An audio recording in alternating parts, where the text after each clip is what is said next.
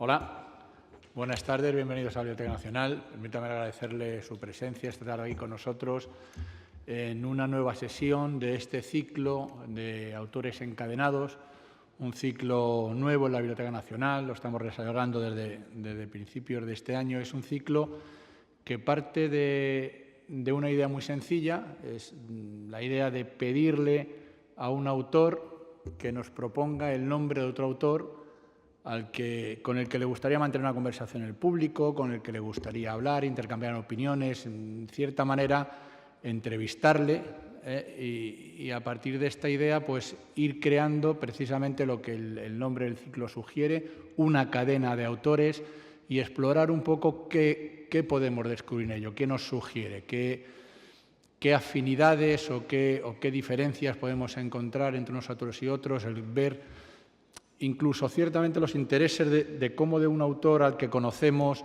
por sus escritos y nos puede llevar a pensar en cierta manera cuáles son sus gustos y cómo puede sorprendernos a lo mejor al pedirnos hablar, entrevistarse con un autor que puede o puede no tener nada que ver con su obra y con su escritura.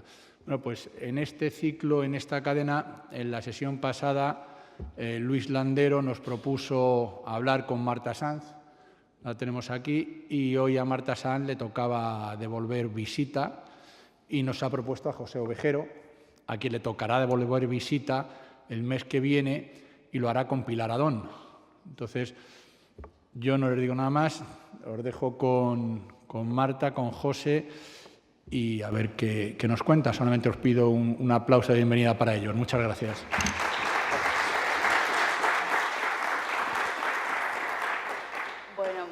Buenas tardes a todos, muchísimas gracias por haber venido. Como comentábamos el otro día cuando me invitó Luis Landero a ser su encadenada, hablamos de Cary Grant, hablamos de Ingrid Bergman, yo hoy me he traído de Cary Grant a José Ovejero.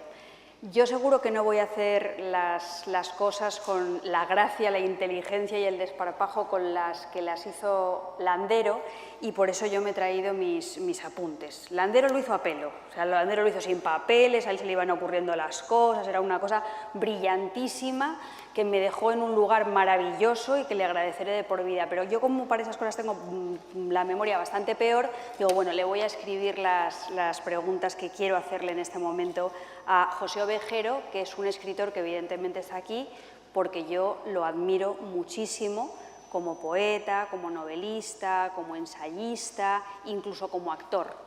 Pero de esas cosas iremos hablando un poquito más adelante. Y, por supuesto, también agradecer a la Biblioteca Nacional su hospitalidad y la oportunidad que nos dan de contar aquí en público nuestras cosas.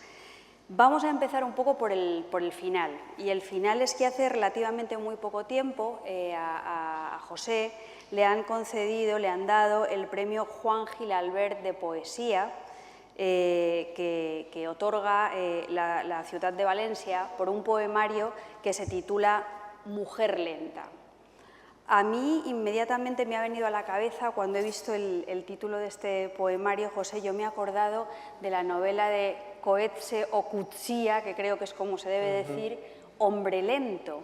Y he recordado que aquella novela de Coetzee o Coetzee, o como se diga el apellido del Nobel sudafricano, se llamaba Hombre lento porque su protagonista había sufrido una amputación, le faltaba una pierna y eso transforma absolutamente toda su vida.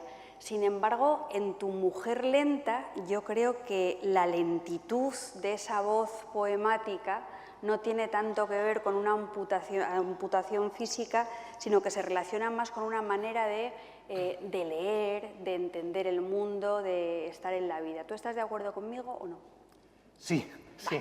Vale. Estamos de acuerdo hasta aquí. Empezamos bien, menos mal. Bueno, pues nada, muchas gracias a la biblioteca, a los que están aquí, sobre todo a Marta por haberme encadenado. A mí me gusta mucho que Marta me encadene. Nos encadenamos continuamente.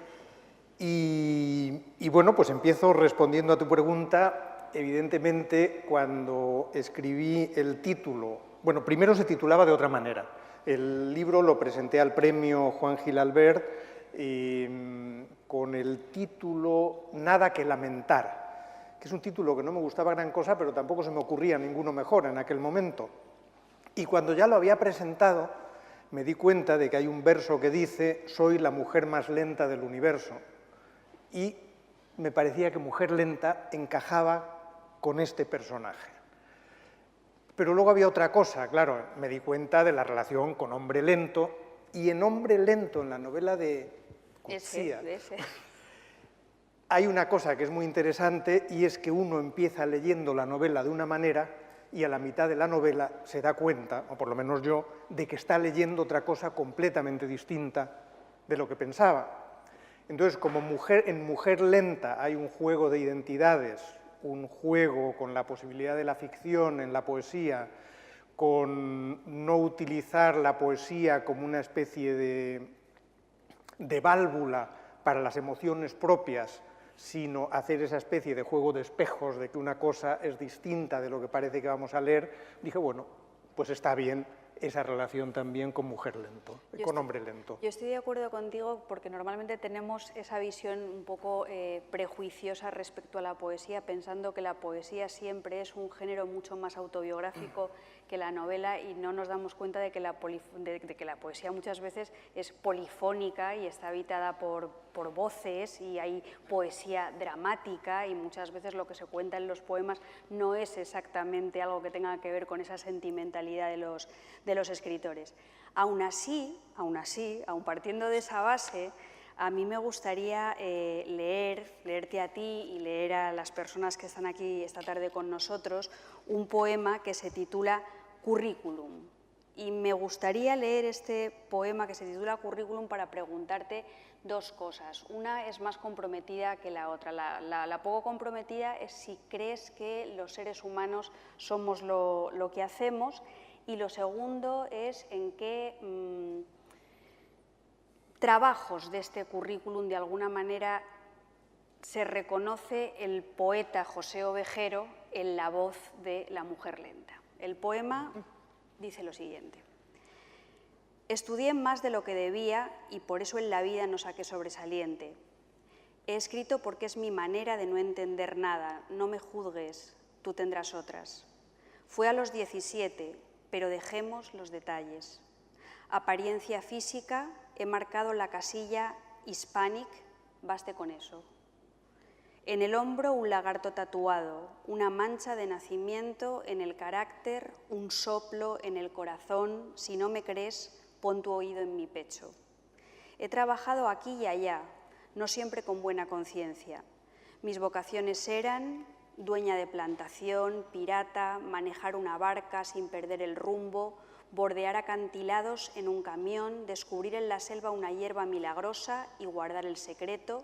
No astronauta, ni piloto, ni bombero, y nunca fui aficionada a las hazañas bélicas, pero sí a la pesca submarina, a los desiertos, al zumbido de las abejas en el panal, a tu cuerpo, pero eso no cuenta, a robar manzanas en las noches sin luna, a saber lanzar el cuchillo sin rozarte, a deslizarme en la oscuridad, sigilosamente. He tenido vocaciones diversas y ambiciosas, pero soy profesora y escribo, como puedes ver.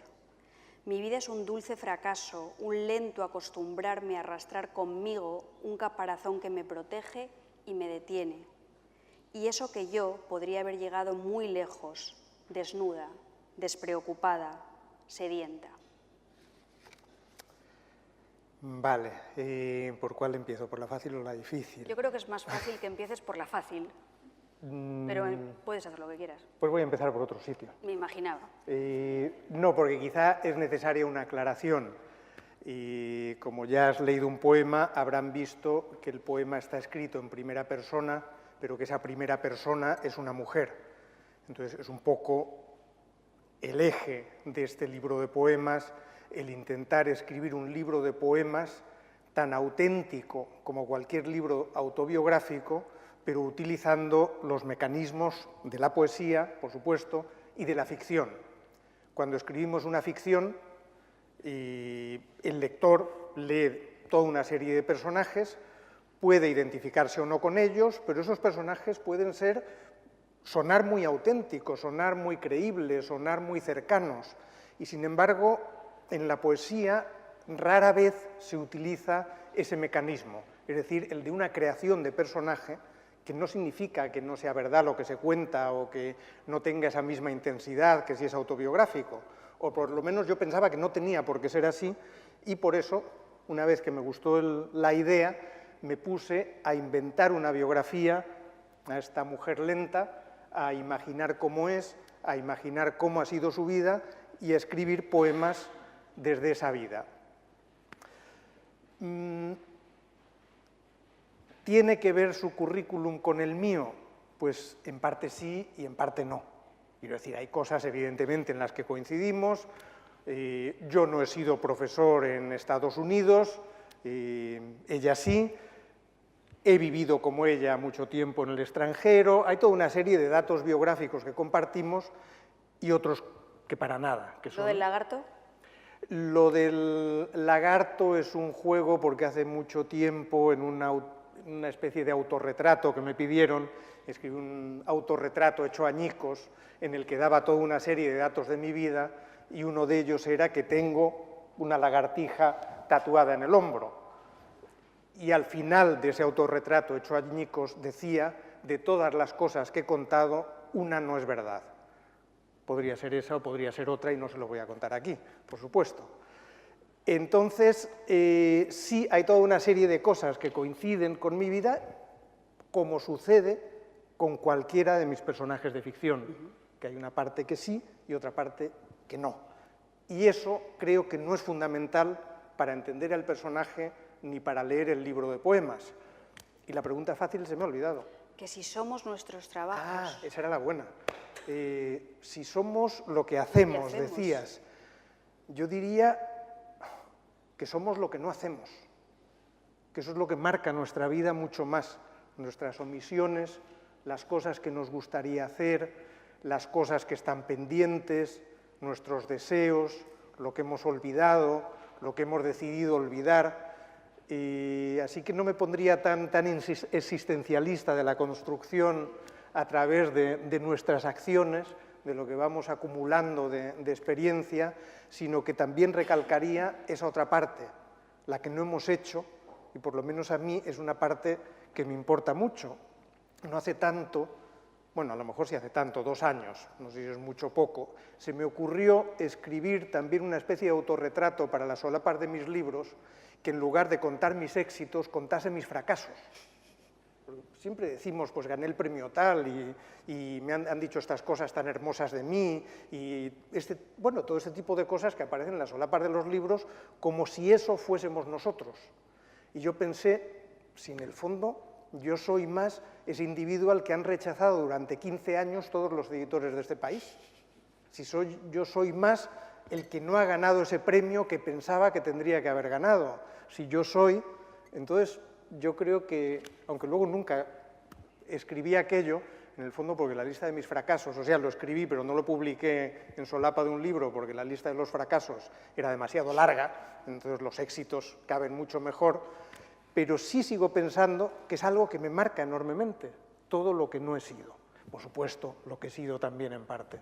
Bueno, como ustedes comprobarán, yo soy una persona muy afortunada porque el otro día tuve la suerte de tener un entrevistador lucidísimo que pilotaba esto como nadie y hoy yo voy a tener que pilotar muy poco porque José va solo. Con lo único que es muy reticente y por eso yo le voy a torturar un poco es con hablar públicamente de las cosas que tienen que ver con su trayectoria personal.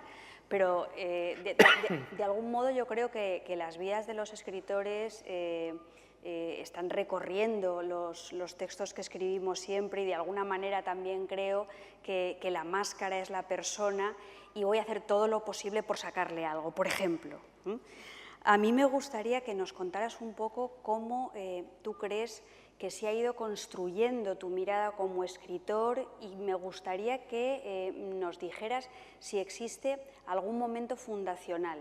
Y hablo de construir la mirada de escritor y hablo de un momento fundacional rehuyendo voluntariamente la palabra vocación porque no me gusta nada vincular la construcción literaria con nada que suene a religioso o a místico. Pues momentos fundacionales no sabría decir exactamente, porque cuando me han preguntado en alguna ocasión cuándo decidí ser escritor, yo suelo decir que yo no decidí ser escritor, que yo era escritor. Y que lo era desde niño, casi diría, cuando era adolescente. Yo tuve la desgracia, o la suerte, según se mire, de no publicar un solo renglón hasta los 35 años. Pero si a mí a los 25 me preguntaban, ¿tú qué eres?, yo decía, soy escritor. Lo que da una vergüenza enorme, porque la siguiente pregunta ya sabes cuál es. ¿Qué has publicado? Nada. Pero si yo tenía que definirme, bueno, podía decir que hacía otra cosa, o luego cuando fui intérprete de conferencias, pero lo que yo era, perdón, para mí mismo y para aquellos más cercanos, era escritor. De todas maneras, tú tienes mucha suerte porque a ti te preguntaban qué has publicado. Yo recuerdo hace muchos años cuando daba clase, a mí lo que me preguntaban sistemáticamente cuando yo decía que era escritora es ¿y cuánto has vendido? Y entonces, sí, no se había publicado, no, sino cuánto había vendido. Entonces, si no había vendido algo que tuviera una repercusión mediática, no sé qué, me decían, ¿qué va? Eso no es ser escritor. Y a lo mejor tenían razón. Bueno, si seguimos con ejemplos deprimentes, a mí hace varias semanas me han preguntado que si había escrito algún libro. Bien. Una periodista que me estaba entrevistando. Entonces, bueno, no sé, puede ser peor, siempre puede ser peor. Estas cosas pasan. Entonces eso, yo no diría que hay un momento fundacional, porque siempre he tenido esa sensación de que lo único que yo podía ser es lo que ya era. ¿Tendría éxito o no? ¿Me publicarían o no? Durante mucho tiempo sospeché que jamás publicaría nada y, sin embargo, seguía escribiendo. Intenté dejar de escribir porque pensé, estoy haciendo el idiota, a nadie le interesa lo más mínimo lo que hago, ni siquiera a mis más cercanos, porque vivía en Alemania y nadie entendía una palabra de lo que escribía, y solo me relacionaba con alemanes. Entonces tomé la decisión de no volver a publicar, ya hubiese querido yo, no volver a escribir, y aguanté muy pocos meses. Ahora que dices lo de los años que viviste en Alemania, ¿alguna vez has escrito algo que no fuera en español? Escribí en alemán unos cuantos poemas, un cuento, y me parece que eso es todo. Llegué a la conclusión de que no tenía la misma libertad, que podía hacerlo, podía escribir en alemán, llevaba el suficiente tiempo viviendo en Alemania como para hacerlo, pero notaba una cierta torpeza, una cierta rigidez, y al final el lenguaje define no solo cómo te expresas, sino cómo piensas, lo que eres capaz de pensar y hasta de sentir, diría, ¿no?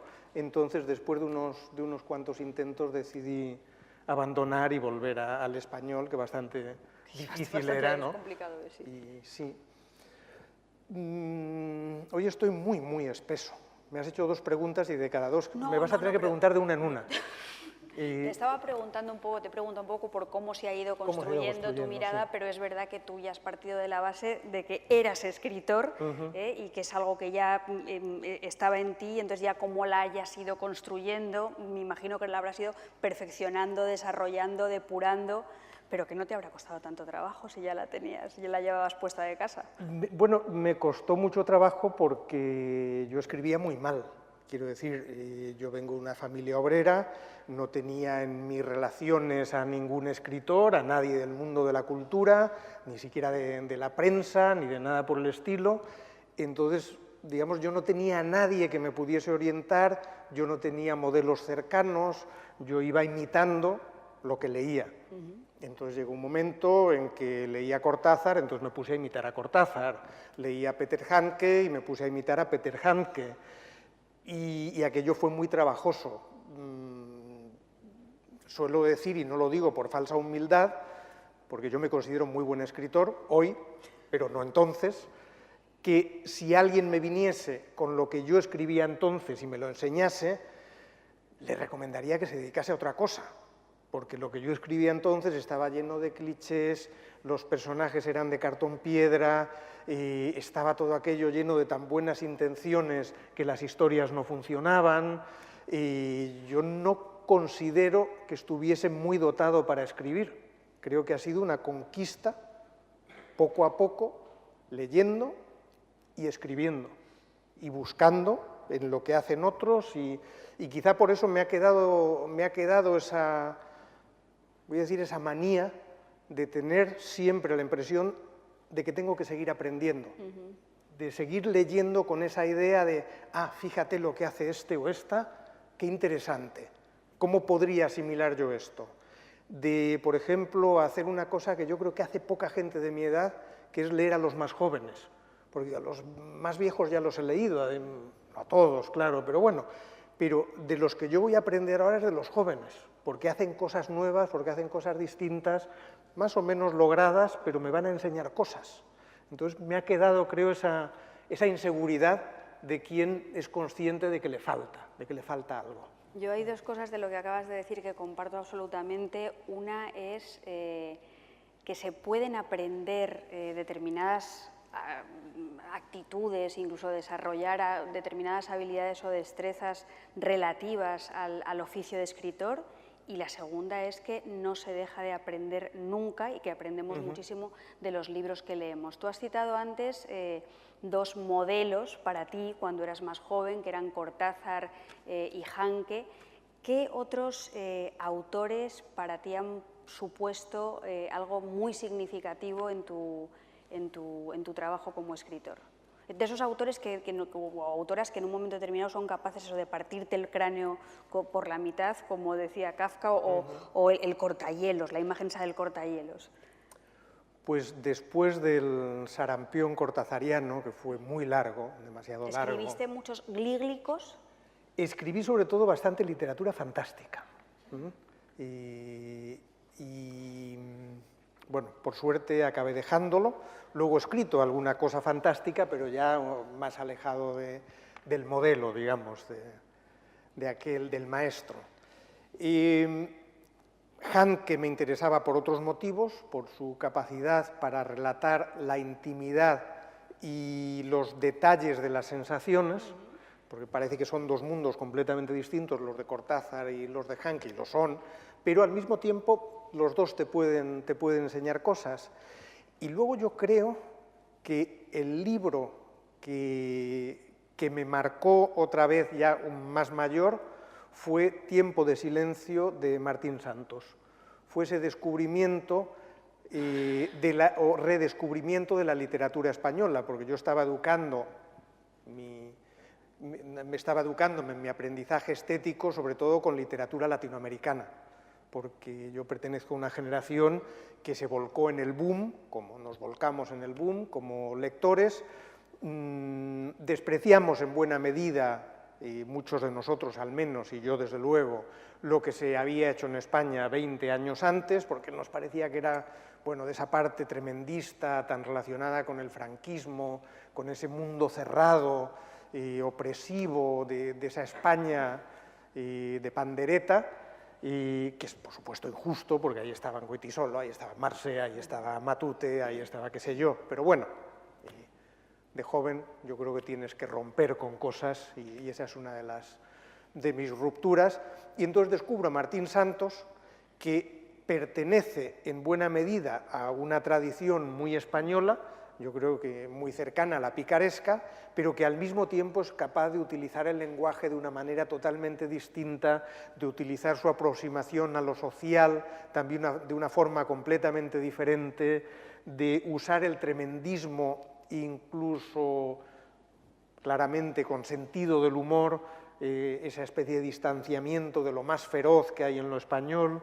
Entonces yo creo que ese fue mi siguiente descubrimiento, mi siguiente situación de decir, esto también se puede hacer y no se me había ocurrido. Precisamente de Martín Santos a Martín Santos creo que son uno de los autores a los que les dedicas uno de los ensayos que constituyen la ética de la crueldad, que es esa obra con la que tú también conseguiste otro premio muy importante, el Premio Anagrama de Ensayo.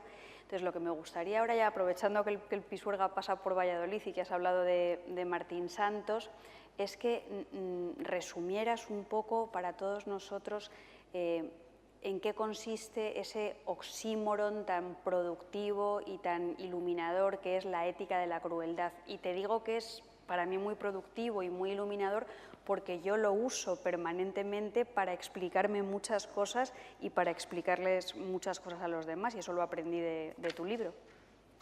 Qué bien. ¿Es así? La ética de la crueldad, claro, cuando utilizas ese título inmediatamente hay quien dice la crueldad nunca puede ser ética, y cosa que probablemente es cierta si lo aplicamos a la vida cotidiana, pero que no lo es si lo aplicamos al arte. La ética de la crueldad es una reflexión sobre para qué nos sirve la crueldad en las manifestaciones artísticas, fundamentalmente en la literatura, pero no solo. Y, resumiéndolo mucho, llegaba a la conclusión de que hay una crueldad espectacular, es la crueldad que, vamos a decir, nos divierte. Siempre pongo el ejemplo de Tarantino, ¿no?, donde se cortan piernas, orejas, cabezas, hay asesinatos sádicos, y sin embargo parece que nos entretiene mucho. Por lo menos los cines están llenos cuando hay una película de Tarantino.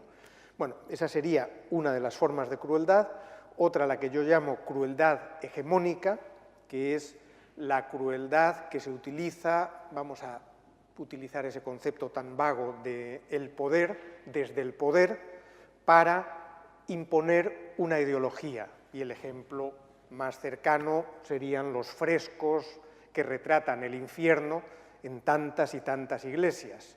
El infierno se utiliza para decir, mira, a este hombre le están sacando las entrañas, mira, a esta mujer la están violando, ¿por qué? Porque ha pecado. Entonces, como ha pecado, se lo merece, y si tú pecas, te va a pasar exactamente lo mismo.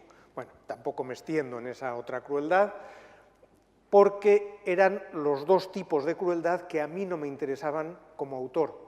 Y sin embargo, yo veía que en mis obras había crueldad. Si pienso en la comedia salvaje, hay crueldad. A veces la crueldad es explícita y es física, es una crueldad, es lo que llamamos en general violencia, violencia física, y otra es más psicológica, como la crueldad que puede haber, que es otro de los autores de los que hablo, en las obras de Onetti, que su crueldad consiste en negar toda posibilidad de esperanza, negar toda posibilidad de autenticidad, el devolvernos una y otra vez al engaño que supone nuestras vidas. Entonces a mí me parece todavía, que hay autores que utilizan la crueldad como un instrumento ético, es decir, como una manera de mostrar a los lectores aquello que no quieren ver, aquello que ocultamos a nosotros mismos a menudo, en nuestra vida como individuos, en nuestra vida familiar, en nuestras relaciones sentimentales, en nuestra vida social, etc. Y que había toda una serie de autores que precisamente se dedicaban, sobre todo, a hacer eso, de maneras muy distintas. Mencionaba o estudiaba un poquito a Cormac McCarthy, a Friede Jelinek, etcétera, etcétera. Y que me parecía que en el fondo eran moralistas precisamente por eso, porque su intento en que veamos aquello que no nos gusta, al final es la única manera de acercarnos de alguna forma a la verdad y, por tanto, de ser posibles, de tener la posibilidad de cambiar las cosas. Esto no significa que el autor cruel se siente y diga, a ver, tengo que cambiar la sociedad, voy a hacer esto y voy a escribir sobre esto porque me desagrada y quiero influir en mis lectores. A menudo hay mucho más de un impulso inconsciente para llegar a eso. Ese es el resumen muy breve del libro. Precisamente en la última colección de relatos que ha publicado José Ovejero con Páginas de espuma, que se titula Mundo extraño y que tiene esta portada tan estupenda de este señor con tantos sombreros, a mí me gusta mucho esta portada porque creo que resume muy bien lo que de grotesco hay en el libro y lo que de extrañado hay en el libro. Pero otro de los mecanismos que utilizas en esta colección de relatos es precisamente el de la crueldad. Y para unificar un poco esa idea de crueldad con ese tema que estábamos abordando antes de los escritores que para ti han sido significativos, me gustaría, si no te importa, que nos leyeras un cuento breve que hay en Mundo Extraño que se titula Los escritores que más me gustan. Es muy largo, ¿no? Pues elige un poquito. A ver. Elige lo que creas que es más interesante. No es tan largo, ¿eh? 7. Ah, no, no es tan largo. Es verdad. Ya lo sabía Sí. yo. Bueno, ¿No ves que yo traigo las cosas preparadas? Es verdad, da gusto. Vamos de una cosa a otra como tenemos que ir, pero porque hay un mapa. Bueno, esto es un libro de cuentos. Lo que pasa es que si les leo este van a pensar que es otra cosa, porque esto que les voy a leer no es estrictamente un cuento. Sin embargo, me apetecía meterlo en este libro y como en Es estrictamente un cuento, tampoco vamos Esa a es la ponernos cosa. ortodoxos. Claro, lo que pasa es que más de uno ya me lo ha dicho, pero esto no es un cuento. Sí, pues fíjate lo que Porque hacía Borges con Menar, autor del Quijote, pues lo que te dé la gana. Ya me estaba justificando de antemano sin necesidad. Los escritores que más me gustan. Soy escritor y a mí los escritores que más me gustan son aquellos que cuando leo alguno de sus libros me dan ganas no solo de seguir leyendo, me dan ganas de ponerme a escribir. Porque según lees cada renglón te das cuenta de que allí hay algo hermoso y sin embargo esa hermosura solo te colma un momento, porque enseguida que lo has leído y releído notas que se diluye y se escapa y que de todas formas solo ilumina un pequeño rincón, pero el mundo alrededor es oscuro y probablemente sucio, por lo que quisieras tú también ponerle algún remedio, no conformarte con esa diminuta parcela de hermosura, y porque además uno siente más nostalgia durante la felicidad que durante la tristeza. Porque si estás triste, bueno, quizá preferirías no estarlo, e intentas cambiar las cosas si te alcanza el ánimo, pero si estás feliz, puedes llegar a experimentar una emoción intensa, y por mucho que te digas nada ha cambiado y por tanto deberías seguir estando igual de feliz, no eres capaz de mantener esa intensidad del éxtasis más que, ¿qué? ¿5? ¿10 segundos? ¿Un minuto? ¿Una hora entera? No más, seguro, probablemente menos. Así que tu felicidad te hace consciente de que el resto del tiempo no eres tan feliz y sobre todo de que la mayor parte de tu vida ha constado de momentos que no fueron así de felices. Más bien, ha constado sobre todo de momentos en los que no has sentido nada, porque estabas ocupado aprendiendo a conducir, comprando un billete de metro o cepillándote los dientes. Y te gustaría cambiar las cosas, que hubiesen sido diferentes, remediar cada uno de esos minutos en los que estuviste perdido para el entusiasmo y que, sin embargo, de haberte fijado bien, podrían haber sido, de acuerdo, no todos de éxtasis, porque sería agotador y ninguno pasaríamos de la adolescencia, pero al menos de placidez y con suerte de emoción, pero no pudo ser así y es doloroso. Y con un libro hermoso sucede que también quisieras que la belleza no fuese tan efímera y te contratas a ti mismo de peón para seguir edificándola y te pones a escribir. Quieres tú también iluminar, hacer que el corazón de otros se ensanche. Pero lo malo es que algunos lo que de verdad sabemos hacer es escribir la fealdad, describirla con pelos y señales, darle carta de ciudadanía en el mundo y decir, mirad, ahí está, eso somos, no os hagáis ilusiones. Así que soy consciente de que yo, de haber nacido ángel y no un niño con orejas de soplillo, habría acabado en el abismo, porque no habría soportado esa visión cegadora de la hermosura perfecta y habría envidiado a aquellos ángeles capaces de ser partícipes de tanto esplendor y sin duda les habría manchado las alas de tinta, me habría limpiado los mocos con sus túnicas blanquísimas hasta que un día, aunque creo que allí no existe el tiempo, Dios hubiese dicho, tú, no quiero volver a verte por aquí. Y yo habría caído con gran estruendo en el infierno, y allí al menos habría podido seguir escribiendo sobre el dolor y el estremecimiento y sobre el famoso rechinar de dientes.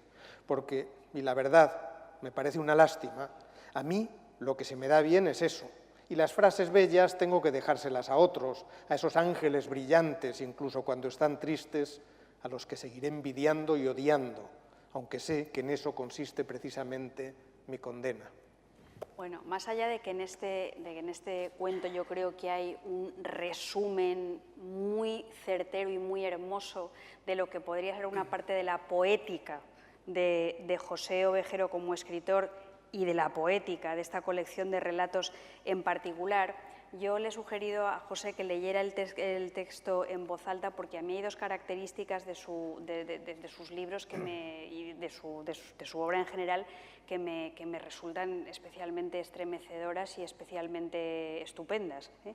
Una es la versatilidad, de la que te preguntaré dentro de un momentito, tu tránsito por los distintos géneros y todas estas cosas, y la otra es la extraordinaria capacidad que tienes para la ventriloquía. Y cuando hablo de ventriloquía me estoy refiriendo a esa capacidad que tienes para saber impostar diferentes miradas y diferentes voces en diferentes tipos de textos, de relatos, de poemas, pero al mismo tiempo también me estoy refiriendo a esa dimensión actoral de la que hablábamos antes. Entonces, a mí me gustaría que nos comentaras un poco cómo ha sido esa experiencia en la que tú te has convertido en actor y te has metido en la piel de los personajes y esas miradas extrañas y extrañadas de tus cuentos para hacer una representación pública. Porque hay que ser muy valiente, quiero decir, yo te aseguro que a mí, aparte de que tengo memoria de pez, y vergüenza no, soy bastante desvergonzada, pero tengo una memoria de pez que me haría incapaz. Pero me parece que hay que ser muy, muy valiente para exponerte así públicamente. Sí, no sé si es valentía o qué es, bueno, yo les decía antes que yo tenía el convencimiento de que era escritor. Ya no, ahora eres actor. No, y tenía el convencimiento de que si no pudiese ser escritor, yo sería actor. A mí eso es lo que me recomendaron. En COU me hicieron un test de estos de aptitudes. ¿En qué se tiene que matricular usted cuando acabe esto del COU? Y me salió actriz. Anda. Pero el físico no me acompañó. Yo entonces decidí que no podía ser yo actriz. Pero fuiste nadadora. Fui nadadora, por eso el físico no me acompañó. Bueno, el caso es eso, que yo siempre había pensado que podría ser un buen actor. Lo que pasa es que de pensar que puede ser un buen actor a actuar hay un trecho considerable. No sé por qué lo pensaba, si digo la verdad, porque nunca he actuado, salvo una vez en el teatro con 16 años y tenía un papel en el que prácticamente no decía una palabra, porque llegué el último a la obra y me dieron el peor papel de todos, no tenía ninguna otra experiencia, pero pensaba que podía hacerlo y sobre todo pensaba que me gustaría hacerlo. Entonces, claro, yo ya estaba llegando a una edad en la que uno está en esa situación de decir, bueno, si continúas diciendo, yo podría haber hecho tal, pues sabes que llegas a un momento absurdo de tu vida en el que tienes que dejar de decirlo. Entonces dije, bueno, pues voy a probar. Pero ¿cómo voy a probar yo si no tengo nada que ver con el mundo del teatro ni del cine, no conozco a nadie en ese mundo? Bueno, pues voy a coger mis propios textos, los adapto yo, los actúo yo, solo, y así no tengo que relacionarme con nadie, no dependo de la ayuda de nadie. Entonces, pues me puse a adaptar los textos, me puse a aprenderlos de memoria, que es una cosa infernal, porque la obra dura 1 hora y cuarto más o menos, y estoy yo solo en el escenario haciendo todos los personajes, y los aprendí, más o menos, y me puse a ensayar. Entonces llegó un momento en que pensé, ya lo hago bien, creo, razonablemente bien, pero claro, no es lo mismo hacerlo tú solo en el altillo de tu casa dando voces de loco y tener a todo un público delante. Entonces una oportunidad que tuve en la que me pedían una cosa que yo no quería hacer, pues les ofrecía a cambio actuar en un teatro, en San Juan de Puerto Rico. Entonces conseguí que me diesen el capricho y actué. Y está muy bien, quiero decir, está muy bien, me moría de miedo. En cuanto subí las escaleras, miré al público por primera vez y pensé, José, vas a estar 1 hora y cuarto tú solo delante de toda esta gente. O sea, no voy a dar detalles de mis sensaciones físicas, pero eran muy desagradables. Pero me puse a hacerlo y noté que el público se reía cuando tenía que reírse, que el público me miraba espantado cuando debía mirarme espantado, y, sobre todo, que yo me sentía bien en el escenario, me sentía bien haciendo aquello. Que es muy interesante, porque yo partía del error de que yo conocía perfectamente a mis personajes, Y es muy interesante porque cuando te pones a actuarlos, te das cuenta de que no sabes tanto como creías. Y sobre todo me di cuenta, cuando después de hacerlo unas cuantas veces en teatros, hablando con un director de teatro que vio una grabación de lo que había hecho, llegamos a la conclusión de que lo que hacía estaba bien, pero que podía estar mejor. Y me puse a trabajar con Eusebio Lázaro, director de teatro, y cada vez que yo no tenía claro qué estaba sintiendo el personaje, no hacía falta que se lo dijese a Eusebio, me detenía y me decía, ahí hay algo borroso. ¿De aquí quieres decir borroso? No sé, ¿qué siente el personaje cuando está haciendo eso? Y entonces empezábamos a investigar y me daba cuenta de que yo no siempre lo sabía con la precisión suficiente para actuarlo, con lo cual te das cuenta de que buena parte de lo que escribes lo escribes por intuición y porque más o menos aquello encaja, pero que te costaría mucho a veces definir por qué has escrito cada una de las frases que has escrito, por qué cada personaje dice lo que dice.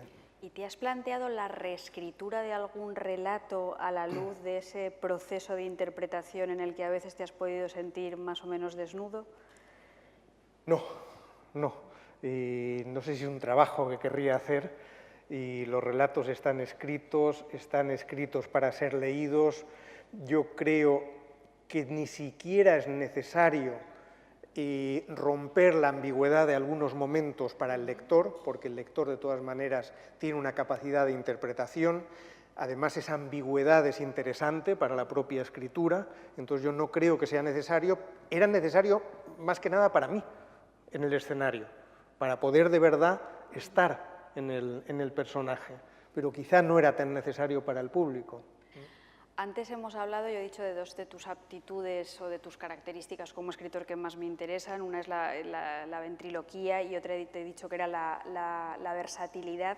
Y esto me lleva a repasar un poco que José Ovejero ha tocado prácticamente todos los palos que se pueden tocar dentro de la literatura, porque él es dramaturgo, o sea, aparte de ser actor, has escrito obras de teatro, es director ha hecho un documental, Vida y Ficción, con Edurne Portela, del que hablaremos dentro de un poquito, es poeta, es novelista, sus dos últimas obras como tal son La seducción y Los ángeles feroces, que yo creo que son dos de las aproximaciones hacia la violencia en el mundo en el que vivimos, que a mí me parecen más interesantes prácticamente de todo el campo literario de la novela escrita en español.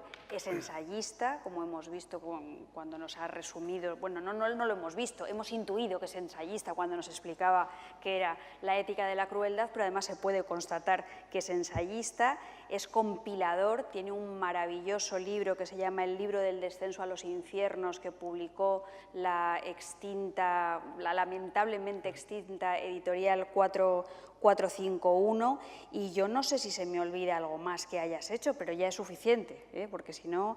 Entonces, a mí lo que me gustaría preguntarte es si esa versatilidad, y esta es una pregunta que a mí a veces me hacen y te aseguro que no sé cómo contestar, pero seguro que tú sí que vas a poder, esa versatilidad tiene que ver con el afán de experimentación, con el concepto de la literatura como aprendizaje que ha estado pululando por tus palabras hasta ahora todo el rato, con la idea de que no todo se puede contar con el mismo estilo ni con el mismo género, o sencillamente tiene que ver con el aburrimiento.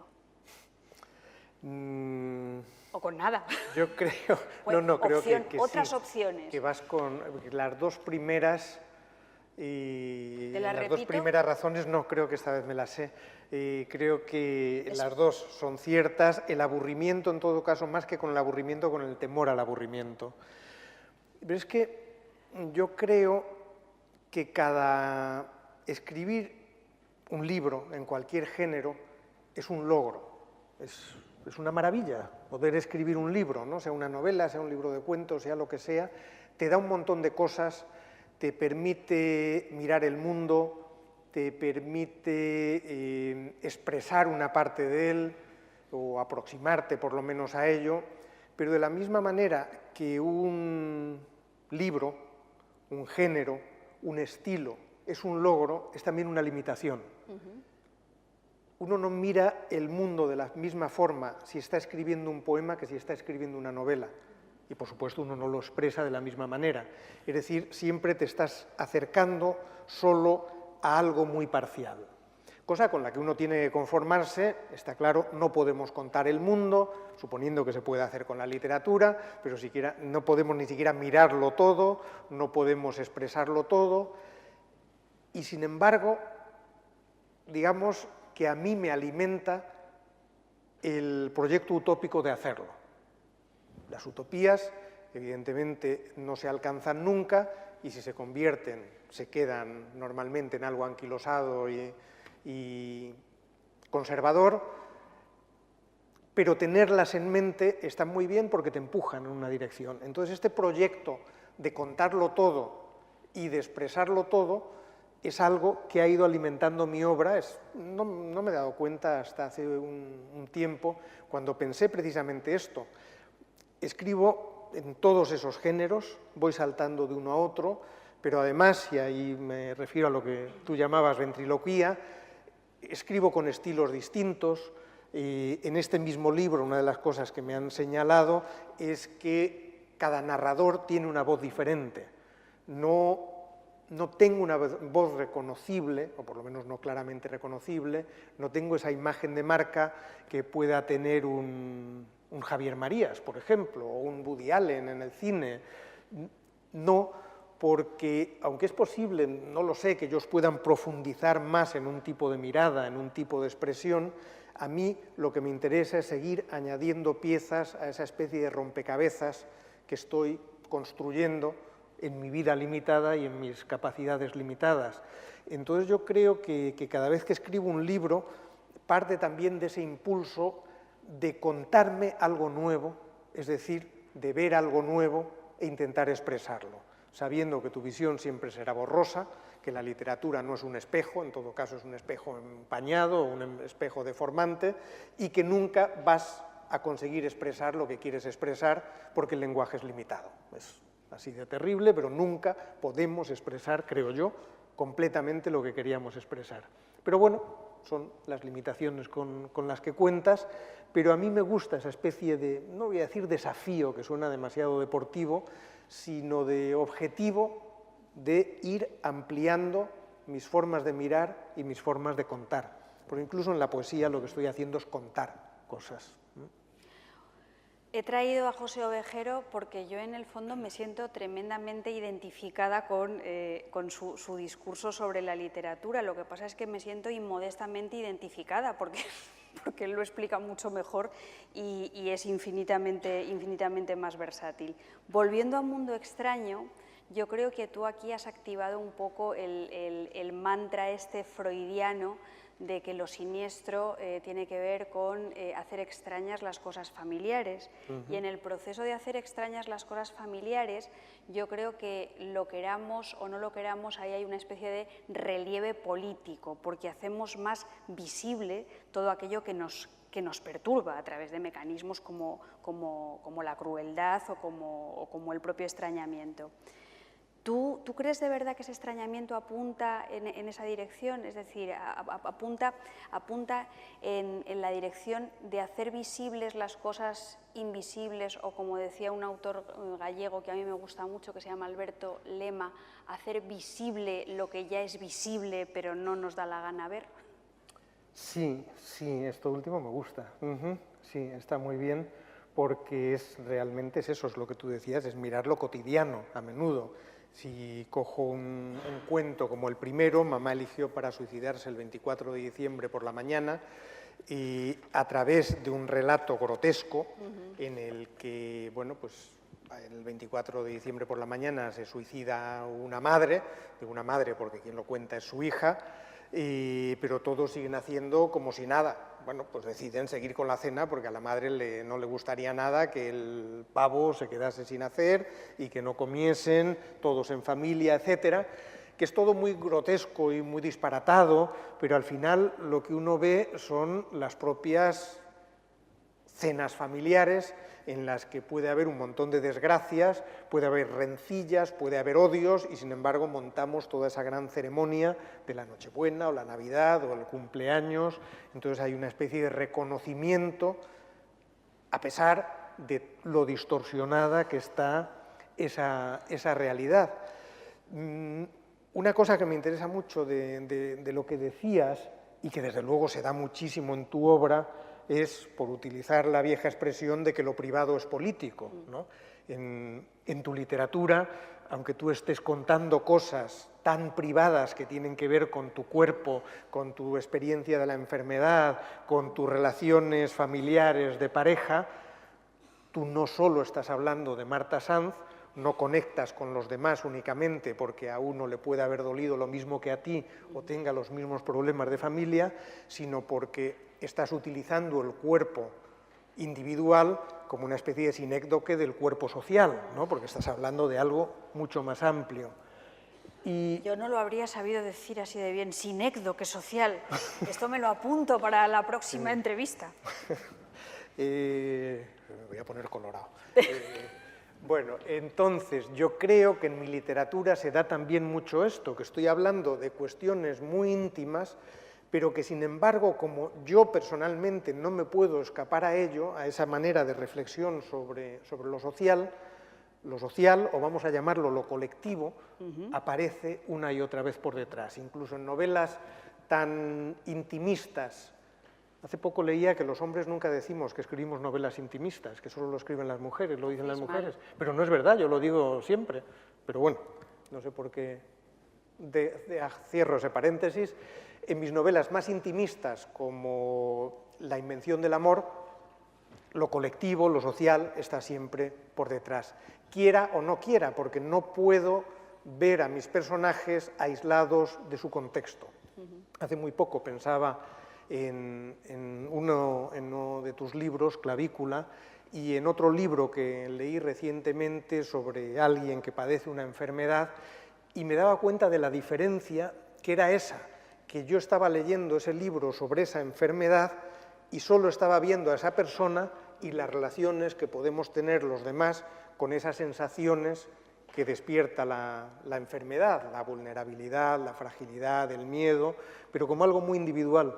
Y sin embargo, en tus libros siempre está lo colectivo de una manera muy presente. Bueno, muchas gracias, pero ahora vamos a volver a los tuyos. En Mundo Extraño hay un relato que a mí me gusta muchísimo desde el punto de vista este que estábamos hablando, de lo privado como político y del extrañamiento como una forma de revelar las cosas visibles que no queremos ver, que es Venta Segura. Venta Segura me parece un cuento maravilloso y me parece también un cuento, me parece que aparte de cuentos maravillosos hay imágenes maravillosas que conectan con esa crueldad de la que hablábamos antes. Por ejemplo, al comienzo de un relato que se titula Mens Sana, hay un narrador que dice que cuando él era niño quería estar tuerto y dice, como los piratas, como Moshe Dayan.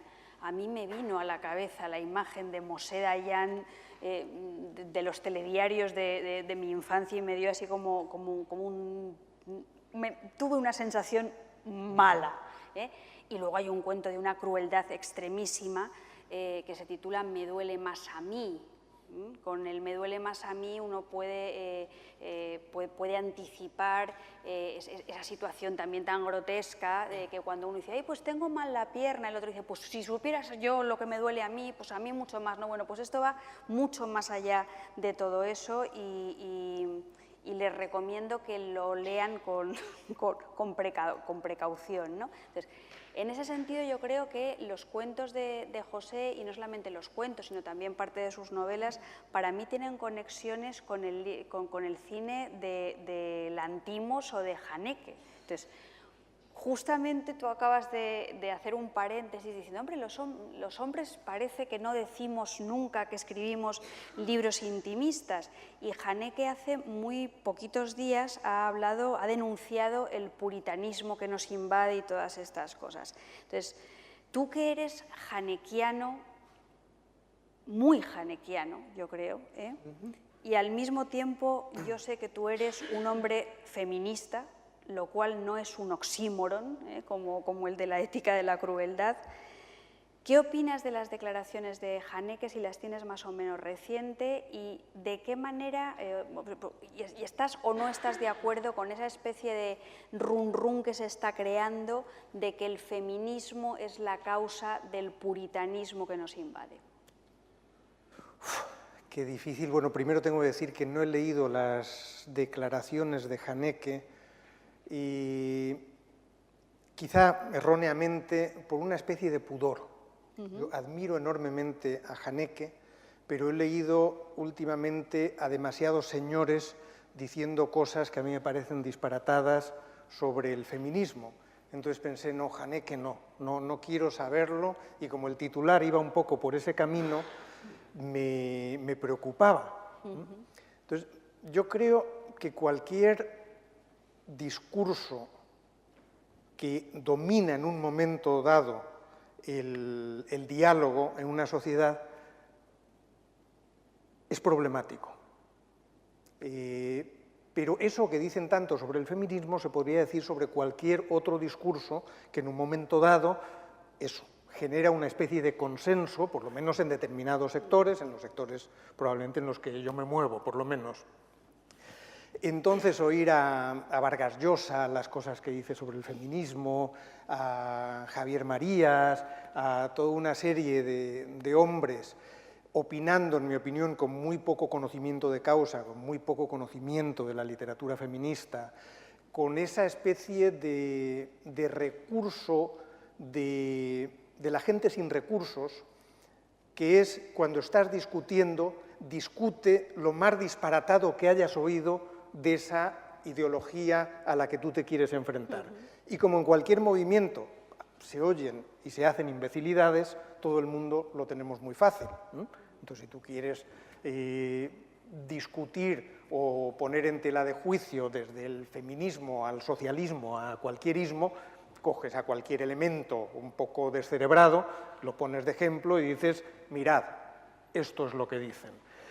Entonces, a mí me parece eso, que el feminismo sigue siendo una ideología absolutamente necesaria, y sobre todo lo pienso después de oír las reacciones que está creando un movimiento en el que puede haber frases disparatadas, individuos que a mí me parecen más o menos acertados, pero que en conjunto están mostrando algo que en la sociedad no funciona.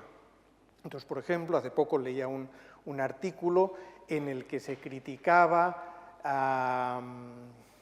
se me acaba de ir el nombre, esta actriz maravillosa, la que en el discurso de los Oscar pidió a las mujeres que se levantasen. Frances McDormand. McDormand, eso es. Entonces se la criticaba como sexista por hacer levantarse solo a los hombres. Y dices, no os dais cuenta, o sea, es tan absurdo, estáis tan lejos de la realidad que no os dais cuenta qué significa lo que está haciendo. No significa que ella critique que se haya hecho El Padrino, casi como decía alguien, porque solo fundamentalmente salen hombres, sino que habiendo todo ese montón de mujeres, se hacen tan pocas películas dirigidas por mujeres, producidas por mujeres, etcétera, etcétera. Entonces, que buena parte de esta crítica también hacia el posible puritanismo tiene que ver con una forma de no entender el eje central del movimiento. ¿Que hay puritanismo en el feminismo? Como en todas partes de la sociedad hay un sector puritano que por desgracia está ahí y ya está, pero no creo que tenga más importancia en cuanto a lo que a mí me parece central en el movimiento feminista hoy día. En este momento en el que también se juega, se practica tanto la doble moral y la hipocresía social, yo me he acordado de otro de tus libros, que es ese ensayo biográfico, no autobiográfico, que se llama Escritores delincuentes. Me parece que ahora sería muy pertinente volver a traer a la palestra y al debate público un libro como este donde José reflexiona, pues yo qué sé, sobre las vidas de, por ejemplo, Anne Perry o María Luisa Bombal o Chester Himes o Karl May, que fueron todos escritores y escritoras condenados por sus crímenes. Unos eran estafadores, otros fueron asesinos, otros eran, vaya usted, Jean Genet, etcétera, etcétera. Y bueno, pues eso, esa especie de sordidez de la vida personal no descalifica de ninguna manera los textos que ellos fueron capaces de generar, los textos que ellos fueron capaces de escribir, ¿no? Entonces creo que ahora se juega mucho a que las vidas personales sirvan para descalificar los textos públicos, ¿no? Con lo cual yo reivindico públicamente volver a reeditar escritores delincuentes. A reeditar escritores delincuentes, a editar a autores que hubo el escándalo ahora con Céline y lo que no se podía reeditar de él, etcétera, que es verdad que es una confusión. De todas maneras, yo creo que hay también que ser capaz de hacer una lectura crítica. Quiero decir que una cosa es que te fascine Céline y otra que no puedas ver ciertos elementos en su obra que rechaces, y eso no significa que rechaces su obra, pero él es parte de un contexto, es parte de una corriente de pensamiento y que no está de más de vez en cuando verla. ¿Qué significa? ¿Que vas a leer ahora cualquier libro viendo cuál es su sesgo? No, porque perderías el placer de la lectura, fundamentalmente, pero a mí sí me parece que uno puede leer un libro y ver, ah, mira, así se refleja una determinada corriente de pensamiento, en muchos casos el machismo, por ejemplo, puede haber otras, en este tipo de obras.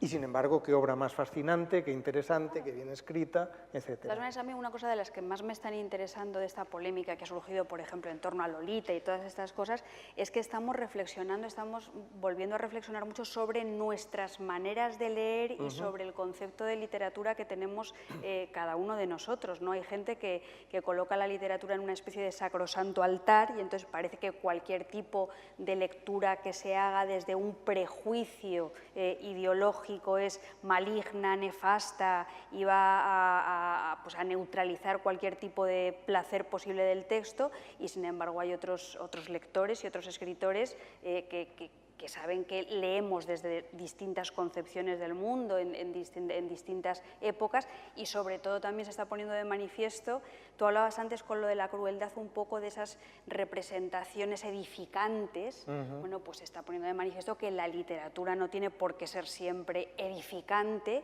y sobre todo que algo que puede enriquecernos mucho como seres humanos cuando leemos textos literarios es esa capacidad para mirar por debajo.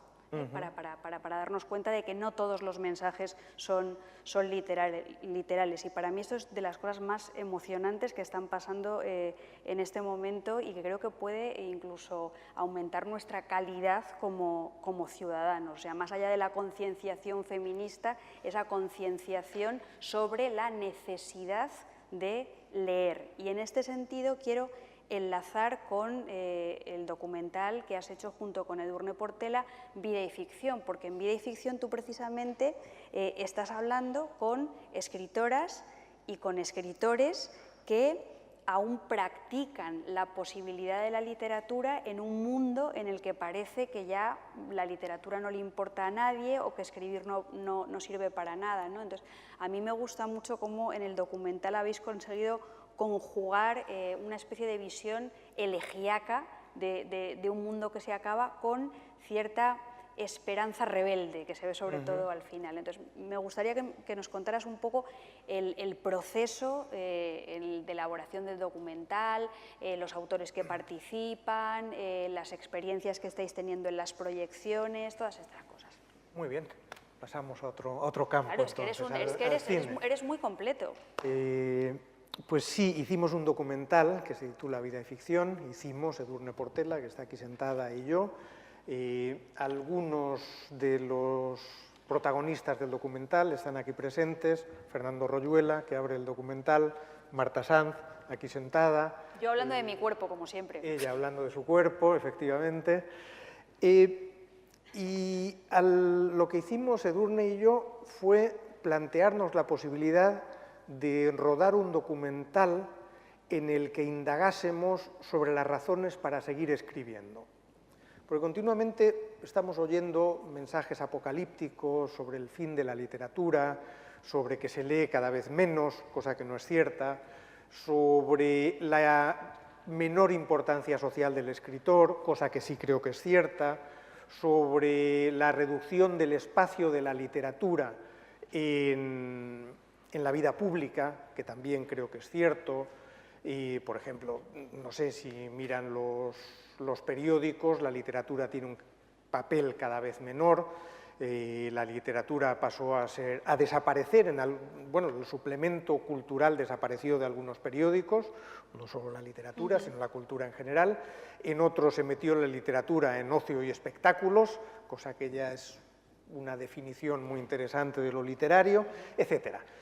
Pero pensábamos que Edurne y yo, que la literatura sigue siendo muy interesante y muy importante en nuestra sociedad, y decidimos averiguar por qué era así, hablando con escritores y escritoras, pero no preguntándoles por qué escribes, por qué es importante la literatura, porque sería un documental aburridísimo, porque considerábamos con o sin razón que la mayoría ni lo sabrían, no sabrían dar una respuesta a esa incógnita, y decidimos que era mucho más interesante leer sus libros, releerlos en muchos casos, y extraer un tema o dos temas que nos parecían esenciales en su literatura y que nos parecía que eran los temas que justificaban que siguiesen escribiendo. Con Marta hablamos del cuerpo, con Luis G. Martín del pudor, con Rosa Montero de la muerte, con Juan Gabriel Vázquez de memoria. Bueno, a cada uno le íbamos dando un tema, dos. Hicimos algo muy interesante, muy arriesgado, que era que no les decíamos de qué íbamos a hablar, porque no queríamos un discurso ya montado, un discurso reflexivo y reflexionado, sino que fuese algo mucho más espontáneo, mucho más aquello que les iba a salir, quisiesen o no. Entonces, mientras le estábamos poniendo el micro, le estábamos ajustando las luces, poniendo la cámara, etcétera, les decíamos, por cierto, nos gustaría hablar de esto, nos extendíamos un poquito sobre las razones, sobre el tema, y los poníamos a hablar. Fue muy interesante porque, claro, como son escritores muy distintos, Sergio del Molino, Rafael Rech, Chaisa de la Cruz, qué sé yo, cada uno tenía un tema fundamental y una manera muy distinta de entender la literatura. Pero llegamos a la conclusión de que la mayoría, si no todos, seguirían escribiendo, incluso aunque no tuviesen éxito, incluso aunque no los publicasen, porque para ellos la literatura, como dice Royuela al principio en su intervención, es una manera de estar en el mundo, es una manera de entenderte, es una manera de entender la realidad, es una manera de expresarte, es una manera de indagar en toda una serie de temas que son fundamentales para ti y que no podrías llegar a ellos de otra forma. Al final, lo que hacemos en el libro, tozudamente, es una defensa de la literatura y más en general de la ficción como eso que nos permite acercarnos de otra manera a la realidad, es decir, de una manera que nos permite llegar a sitios a los que no llegamos de otras formas. Y bueno, pues ese fue el documental, fue muy divertido, fuisteis muy generosos todos, dedicándonos vuestro tiempo y sobre todo confiando en nosotros, porque la mayoría sabía que Edurne y yo no habíamos tocado una cámara en nuestra vida, que no sabíamos lo que era un micrófono antes de ponernos a que funcionase. Luces ni te cuento, o sea que... Bueno, el documental ha quedado estupendo y lo que fue muy gracioso es que en la primera proyección, por lo menos a la que yo asistí del documental, estábamos todos mucho más preocupados por lo feos o lo guapos que habíamos salido que por lo que habíamos dicho. Todo el mundo decía, oye, pues yo me veo muy feo, tal y cual. Antonio Orejudo decía, pues fíjate cómo se me marca la tripa con esa camiseta y tal. Nos dio un ataque como de vanidad, nos sentimos todos como estrellas de Resultasteis Hollywood. mucho más banales de lo que Bueno, una banalidad pero absoluta que nos convirtió en los seres humanos que no dejamos de ser en ningún momento. Y otro ejemplo para avalar lo estupendo que es este documental es que a mí generosamente Edurne y José me dejaron utilizarlo este año para una clase que yo impartí en la Universidad de los Mayores de la Complutense de Madrid, que era en una asignatura que se llama Literatura del siglo XXI, pues a mí se me ocurrió que era buena idea utilizar ese documental porque así los estudiantes iban a tener visiones muy distintas de escritores y escritoras que estamos trabajando en el siglo XXI. Y ese documental yo creo que a mí me ha valido ser nombrada la mejor profesora de la carrera. Hoy me han llamado para que estuviera en la orla. Yo creo que esto ha sido todo gracias a que les dejaba completamente ojipláticos a los estudiantes. Fue muy bonito ver el documental con ellos. Para acabar, José, yo te voy a hacer una de esas preguntas banales, porque yo creo que la banalidad y eso que se llama el contexto termina siendo mucho más importante en la literatura de lo que nosotros pensamos. O sea, más allá de nuestra introspección y más allá de lo que nosotros seamos capaces de lucubrar sobre nuestro oficio y estas cosas, hay pues influencias exteriores, cosas que pasan que también afectan a las cosas que escribimos, ¿no? Entonces, mi pregunta banal tiene que ver con el hecho de que tú eres un hombre muy premiado. Tú has ganado premios como poeta, como por este Mujer Lenta, el que acabas de ganar, has ganado el premio Alfaguara, que es un premio de novela importantísimo con la invención del amor, has ganado el premio Anagrama de Ensayo con la ética de la crueldad, etcétera, etcétera, etcétera. Entonces, a mí lo que me gustaría es que nos contaras un poco qué relación tienes tú con los premios. Pues tengo una relación muy feliz porque he ganado varios, entonces ha sido muy agradable. Y los premios para mí han sido una beca para seguir haciendo lo que hago, sin grandes preocupaciones económicas,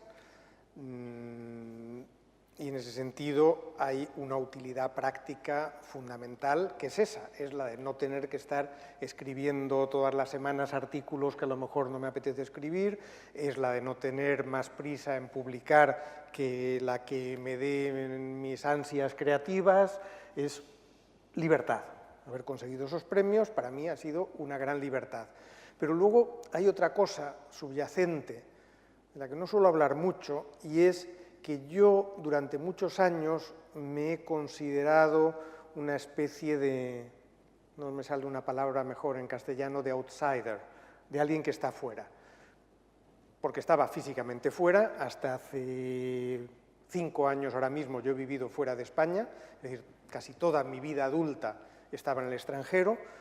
Como decía antes, yo no conocía a nadie en el mundo literario, ni en el mundo de la cultura, ni en el mundo de la prensa, ni siquiera en el del espectáculo.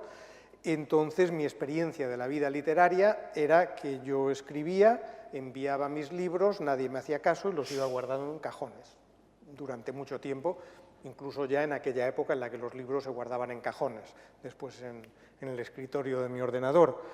Después mi experiencia fue que publicaba y nadie me hacía ni caso.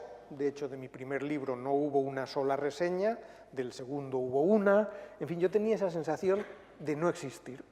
Y entonces, con el primer premio que gané, que fue el premio, no, fue el segundo, pero el primero era de poesía, o sea que da igual, nadie se enteró.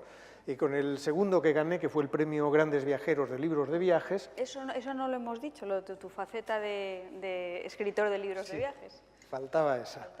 Entonces, con ese premio empecé a escribir. Perdón, a escribir no, escribía desde hacía mucho, empecé a existir. De pronto había un periodista que me llamaba, de pronto me invitaban a escribir un artículo, a veces sobre las cosas más peregrinas, de las que no tenía la menor idea. Y aún así, los años siguientes seguía teniendo esa impresión de que yo había existido durante el tiempo que duró el eco del premio, que tampoco fue tanto, y luego volví a desaparecer. Entonces gané el siguiente, que fue el premio Primavera con Las vidas ajenas. Volví a existir un tiempo. Pero España es un país muy peculiar, un país en el que yo creo que la cultura funciona y sobre todo por relaciones personales. Bueno, tantas cosas funcionan por relaciones personales, pero la cultura también. Entonces yo seguía bueno, pues sí, de pronto ya había más gente que sabía quién era yo, pero lo sabía. Tampoco es que tuviésemos o tuviese yo mucha relación con el mundo cultural. Y los premios eran cada vez para mí una manera de volver a dar una patada en la puerta y decir, que sigo aquí, que a lo mejor no queréis verme, esa cosa así un poco de rebelde, pero sigo aquí y voy a seguir aquí. Entonces era esa satisfacción de seguir ahí. Y bueno, pues ahí sigo, ¿no? Entonces el premio este que mencionabas, el Juan Gil Albert, pues también ha sido muy satisfactorio, es un premio de poesía, o sea que se enteran 4, pero de todas maneras es decir, bueno, sigo consiguiendo un reconocimiento de una serie de individuos que están en un jurado y que parece que les interesa lo que hago. Bueno, pues ya para cerrar el acto, si a José le parece bien, yo lo primero que quiero hacer es volver a agradecer a la biblioteca, agradecerle a él su generosidad. Creo que le hemos sacado algo, incluso hemos arañado algunas cositas personales en esta indagación textual, y agradecerles también a todos ustedes que hayan estado aquí esta tarde. Entonces, para acabar, a mí me gustaría leer un fragmento de uno de los poemas de Mujer Lenta, que es precisamente el poema titulado Nada que lamentar, que era el título original del poemario. No voy a leer el poema entero porque es bastante largo, pero para mí es un poema que sitúa a José Ovejero dentro de los poetas mayores de la literatura española. Y no lo digo por edad, sino lo digo en el sentido prestigioso y cualificado y calificado del término. Yo creo que es un poema donde se ve muy bien cómo a veces las voces literarias abducen a los individuos que escriben, y al mismo tiempo los individuos que escriben se filtran en esas voces literarias que les sirven de máscara. Es un poema amoroso, desde mi punto de vista, hermosísimo. Si yo muriese un día, and that's a fact, da igual que sea de cáncer o que me impida respirar un coágulo o que el dolor me haga maldecir y retorcerme, habrá ese momento en el que recuerde estar a tu lado en la mañana, delante de ti cuando abrías los ojos, y había en ellos un instante de estupor, luego un brillo, luego esa paz, ese momento en el que me miras, me reconoces, me devuelves la existencia como el hipnotizador que dice «y 3», y de pronto resucito al mundo de los vivos, náufrago que despierta en una playa desierta y se pregunta, da igual, porque respira y porque las olas y porque la brisa. Muchas gracias a todos. Gracias. Muchas gracias. Gracias.